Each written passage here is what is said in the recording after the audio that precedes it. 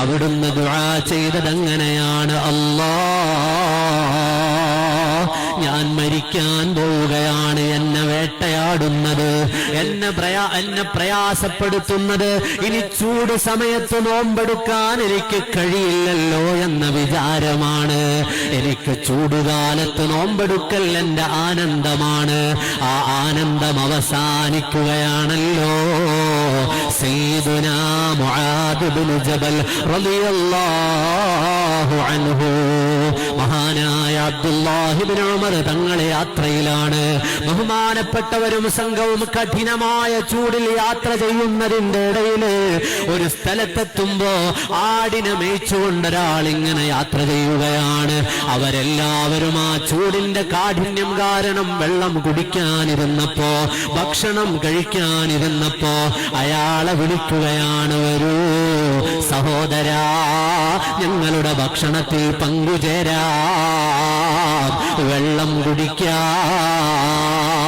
ഉടനെ ആ മനുഷ്യൻ പറയുകയാണ്, വേണ്ട, കാരണം ഞാൻ നോമ്പുകാരനാണ്. ഫഖാല ഇന്നി സായിമുൻ, ഞാൻ നോമ്പുകാരനാണ്.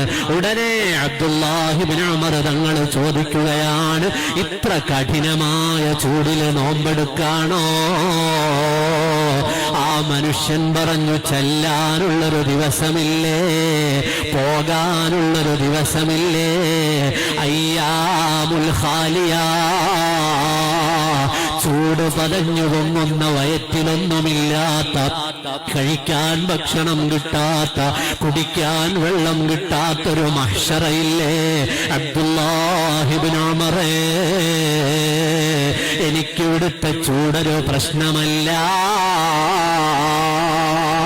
തണുത്ത വെള്ളം കുടിക്കാനെടുത്ത നേരത്ത് മഹാനായ അബ്ദുല്ലാഹി ഇബ്നു ഉമർ തങ്ങൾ കരയുകയാണ്.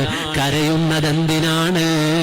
നാളെ നരകത്തിലെത്തിയാലോ മാന്യമായൊരു വെള്ളവും തണുത്ത വെള്ളമൊന്നും അവിടെ ഇല്ലെന്നല്ലേ ഖുർആൻ പറഞ്ഞത്.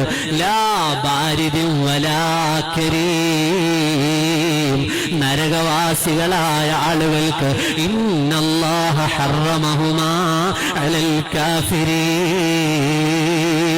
അല്ലാഹു തആല തണുപ്പിനെ നിഷേധിച്ച് അവർക്ക് കുടിക്കാനുള്ള വിഭവങ്ങളും കഴിക്കാനുള്ള ഭക്ഷണങ്ങളും നിഷേധിക്കപ്പെടുന്നൊരു ദിവസമുണ്ടല്ലോ എന്നാലോചിച്ച് ഒരു ഗ്ലാസ് വെള്ളം കുടിക്കാനെടുത്ത നേരത്തും കരഞ്ഞുപോയ ആളാണ് അബ്ദുല്ലാഹി ഇബ്നു ഉമർ റളിയല്ലാഹു അൻഹു.